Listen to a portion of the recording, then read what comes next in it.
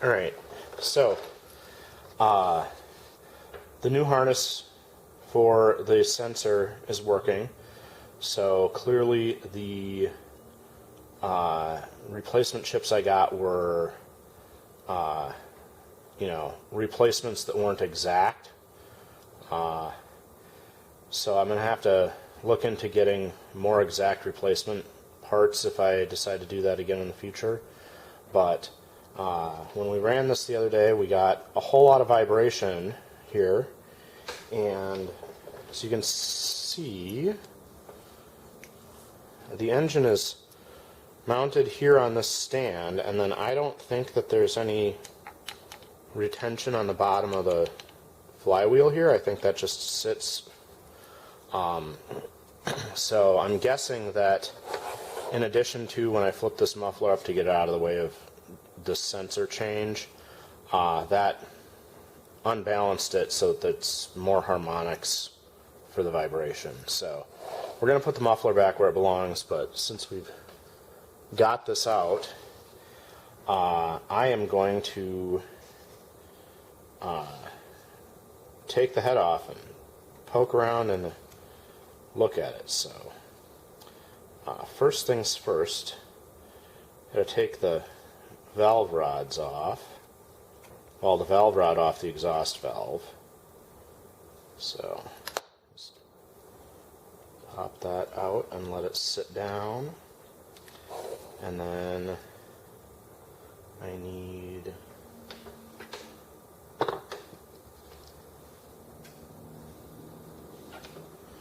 to be careful and put all my tools away in the tool roll in the right order so that I can pick them out by size easily. And I just dropped that tiny screw on the floor. So I'll have to take a break to find that. But also, before I started the camera, I did unscrew the water hopper here because I suspect I spilled, but I don't know if it was leaking at this joint too. There is an O-ring underneath there. So, but I'm going to stop the camera and find that screw before I move on and forget that I have to look for it. Alright, found the screw, muffler's off. Yeah, having it upside down, it collected too much fluid and didn't let the engine drain very well, and I think, like I said, it probably is unbalancing and making that vibration so much worse. So, but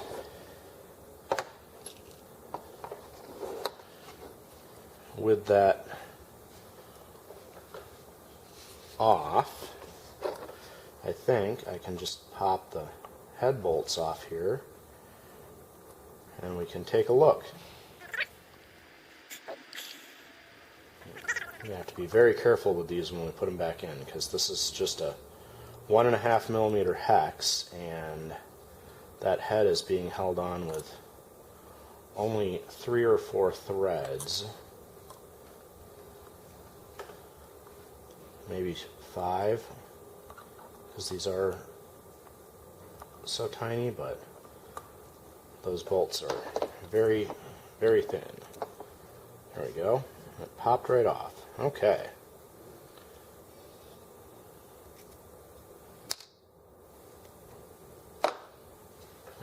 All those head bolts are the same size, so that's good. And the head here has a cast space in it, and then there's the exhaust valve popping up in there, and it's screwed in here because this is a separate assembly for the valve and seat.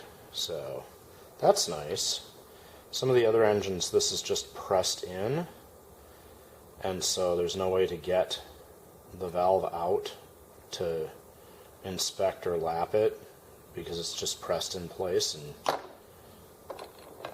but if we take these two bolts out,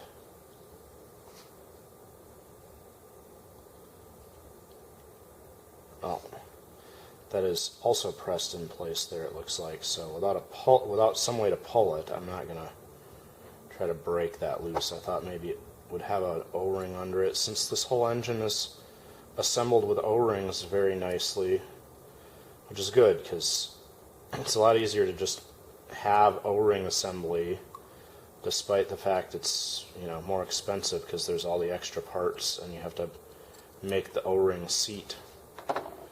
But since it's brass, doing that does make it so that you don't have to be assembling everything so tight. You just have to snug it up to get the O-ring under it. So there's the O-ring that seals the cylinder liner. Since we've got it out, we'll give it a quick check over, and it looks to be in good shape. Didn't get accidentally cut or anything because it does sit. There's a groove in the end of the cylinder liner, and then I'm going to pop the big end off so that we can look at the piston.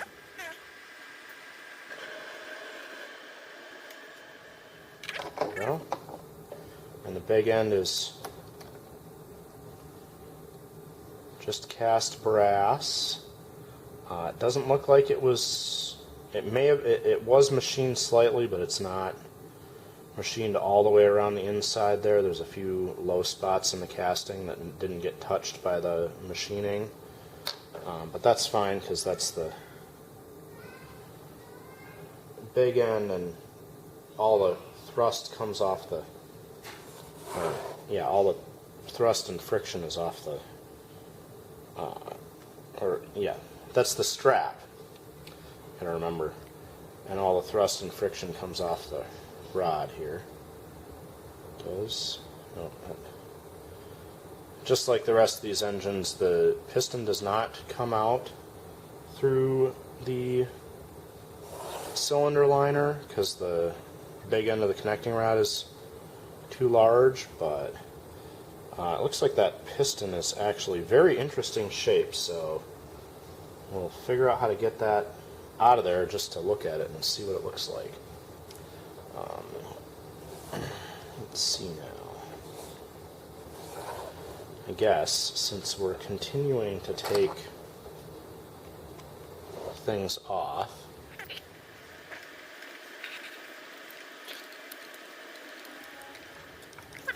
the fuel tank bracket is screwed in to the base underneath the ignition sensor. So I gotta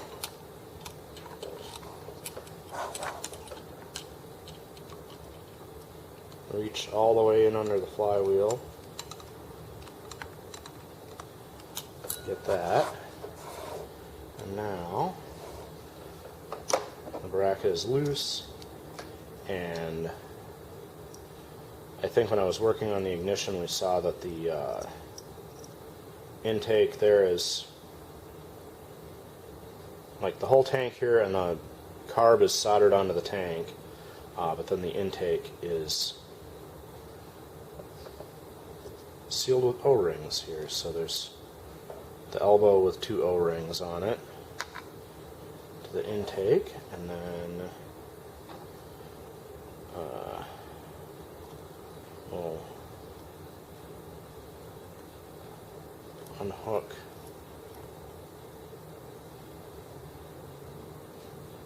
the end of the valve rod for the intake valve. And since this is a slide valve, I'm just gonna, let's see, look at this assembly here.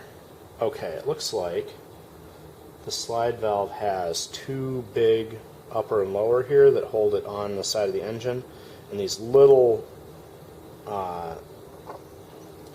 screws, the other four there, just hold the slide valve assembly together. So I'm going to try just removing these two and see if that, yep,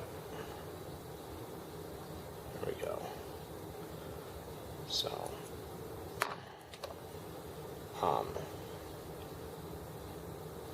there's an O-ring in there, and you can see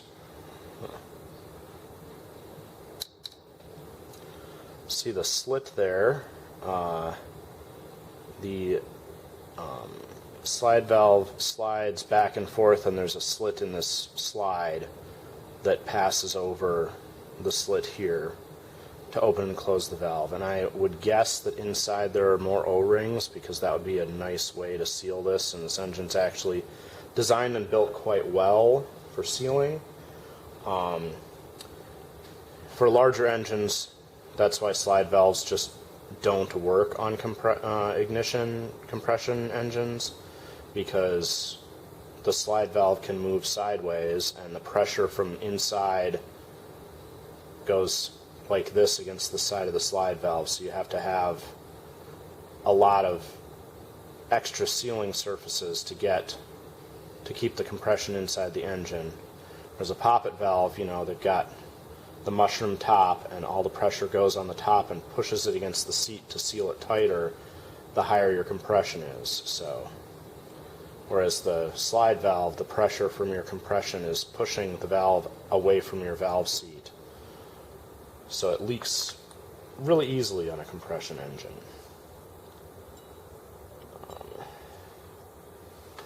Let's see, I'm going to just take this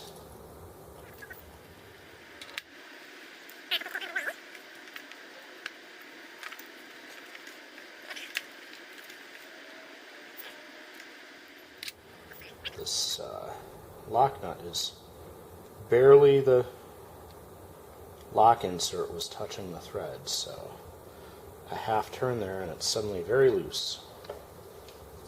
Alright, so that's out of the way, and now I can take these bolts out that hold the cylinder to the crank base here.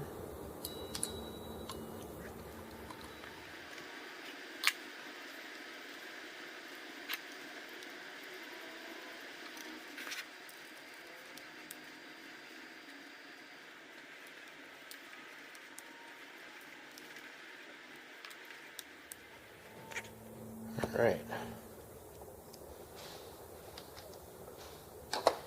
Now, yep, this whole flywheel is lifting, so there's nothing retaining that flywheel down into the base there. That's why, unbalanced here, it got so much vibration.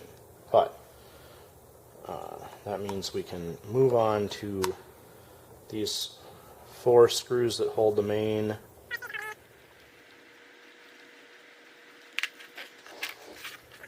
to keep my little piles of screws organized, since I've gotten so far in. I have too many to keep straight.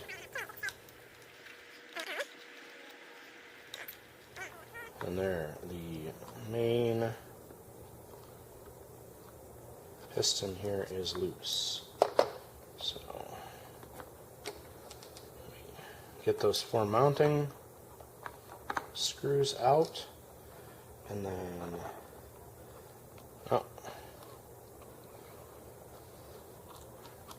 the connecting rod also, the big end does not fit through here, so of course that is the case. So poke our wrist pin out, and the connecting rod, cast brass, there's the oil hole that is in the side of it so that you can oil it. Very nice. And this piston, so this is the cylinder and the piston runs in it this direction, and there's the intake valve, so it's got this big angle on it to make room for the spark plug, and this is the head that matches there for the exhaust port, like so. So the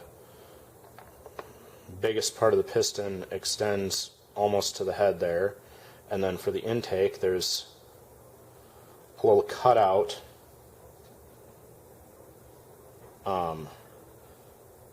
near the intake, so that as soon as you start to pull back for intake, there's definitely space for mix to start coming in, even if the piston hasn't retracted all the way past the port yet. So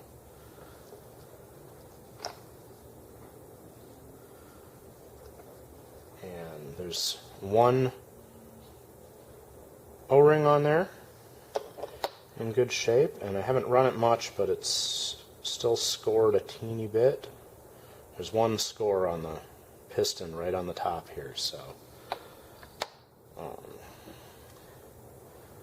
let's see now. I was going to say this jacket should just come straight out, and it is. There was still a little water in there, makes sense.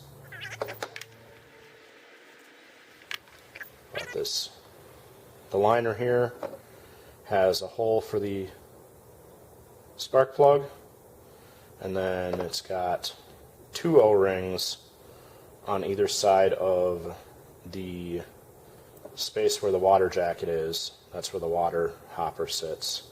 So that's a good seal.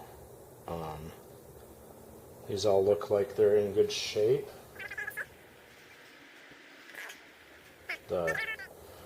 There's the oil hole for this oil cup, and inside there is a groove so that the oil can run all the way around the piston, which is very nice. And actually it doesn't look bad in there. There's no scoring on the inside of the piston or on the inside of the cylinder there, so it must just be a little bit of a mark on that aluminum piston. Well, that was interesting to see the construction of this, and I think it definitely is very nice quality. Obviously, unlike the other engines where all the ignition and everything happens in the head, this cylinder liner, you have to make sure you put it in and line up the spark plug hole and the intake hole. So, but that wasn't too hard. And now that that was off,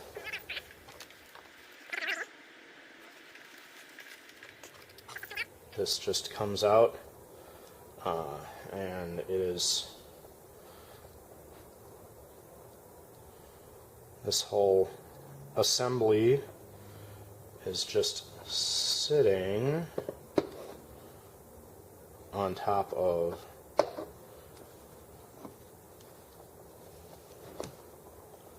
this bearing here.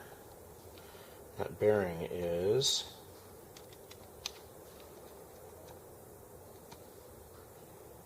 not retained in any way, but also that shaft isn't retained in the bearing. It sits in this brass pedestal. And a tiny hole there to make room for it, for the shaft to go down if it goes any further. So, alright. This is very nicely built.